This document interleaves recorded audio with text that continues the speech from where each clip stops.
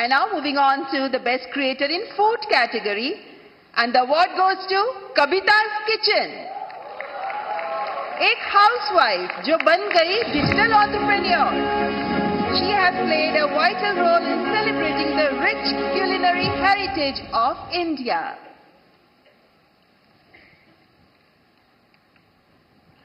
कविता जी, बहुत बहुत बधाई आपको. धन्यवाद सर.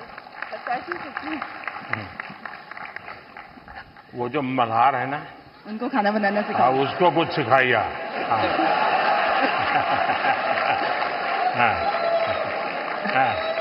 सर धन्यवाद इस पुरस्कार के लिए.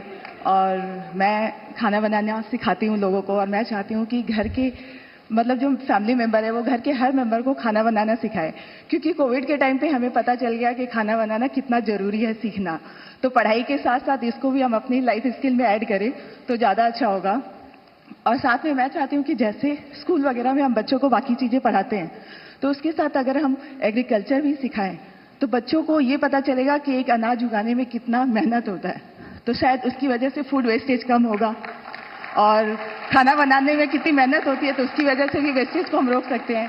तो ये मेरी सोच है. मैं चाहती हूँ कि ऐसा अगर हो तो फ्यूचर में अच्छा होगा. अच्छा हुआ आप इस काम को किया, और आपके कारण लोग जानेंगे कि वरना हमारे गुजरात के लोगों का एक स्वभाव रहा है, वो सैटरडे शाम को कहीं के रेस्टोरेंट ढूंढते रहते हैं, फास्ट फूड. और फिर वहाँ मैक्सिकन कहाँ मिलेगा, पिछले सप्ताह मैक्सिकन लिया, इस बार इटालियन कहाँ मिलेगा. और अगर वो कुल्लू मनाली जाएंगे तो यार गुजराती डिश कहाँ मिलेगा.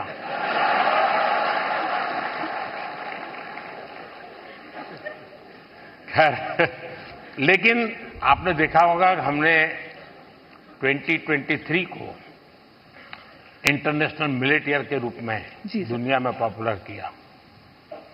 हमारे यहाँ परंपरागत रूप से मिलेट खाया जाता था, लेकिन आज हमारे डाइनिंग टेबल पर से वो खो चुका था. फिर से आ रहा है.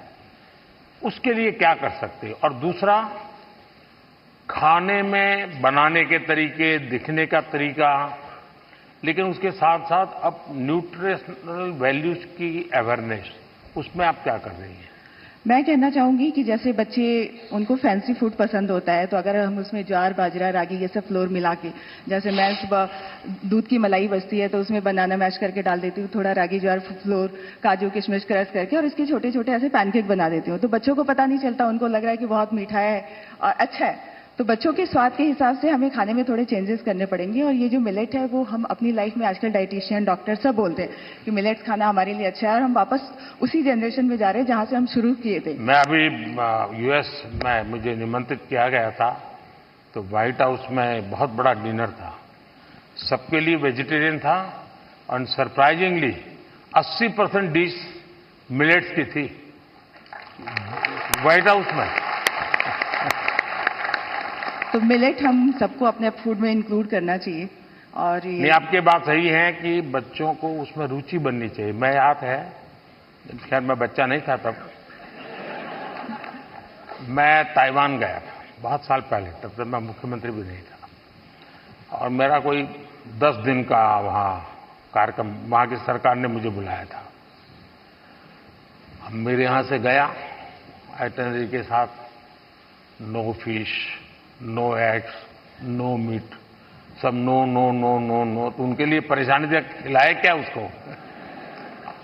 तो फिर मेरे साथ जो उनके कोऑर्डिनेटर थे, उन्होंने कहा कि साहब यहाँ एक बुद्धिस्ट रेस्टोरेंट है जो वेजिटेरियनिज्म को प्रमोट करती है, तो हमने आपके लिए वहाँ तय कर लिया है.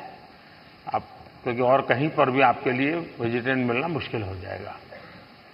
तो मैंने कहा चलिए, आपकी बहुत बड़ा धन्यवाद करता हूँ, आपने मेरी सेवा की. अब मैं गया, सब मैंने उन्होंने शोकेस किया हुआ था ऑर्डर देने के लिए. मैं देखते ही चौंक गया, क्योंकि किसी को दिखता था चिकन जैसा, कोई दिखता था फिश जैसा, कोई मटन की सारी चीजें दिखती थी. मैंने कहा यार तुम यहाँ कहाँ ले आए मुझे, ये तो सब नॉन वेज है. तो फिर मुझे उन बुद्धिस्ट जो लोग थे उन्होंने समझाया कि साहब यहाँ के लोगों को वेजिटेरियन की तरफ ले जाने के लिए हम वेजिटेरियन चीजों का शेप ऐसा बनाते हैं ताकि वो मेंटली पहले प्रिपेयर हो। और आप भी कभी ताइवान जाए तो आज भी वो रेस्टोरेंट है। खैर मैं तो उसको देख कर गई, राम राम करके वापस आया। ये भी, इस बात का मैं ध्यान रखूंगी अपने नेक्स्ट कुकिंग वीडियो में कि जो दिखने में नहीं, पोषण के लिए जितना ज्यादा बल दे सके मैं समझता हूं ज्यादा अच्छा होगा। जी सर, बिल्कुल। बहुत बहुत शुभकामनाएं। धन्यवाद सर। सर पैसे क्या मम्मी ने बोला? And now the वाह, नमस्कार। Thank you sir. ओहो, धन्यवाद। Z News.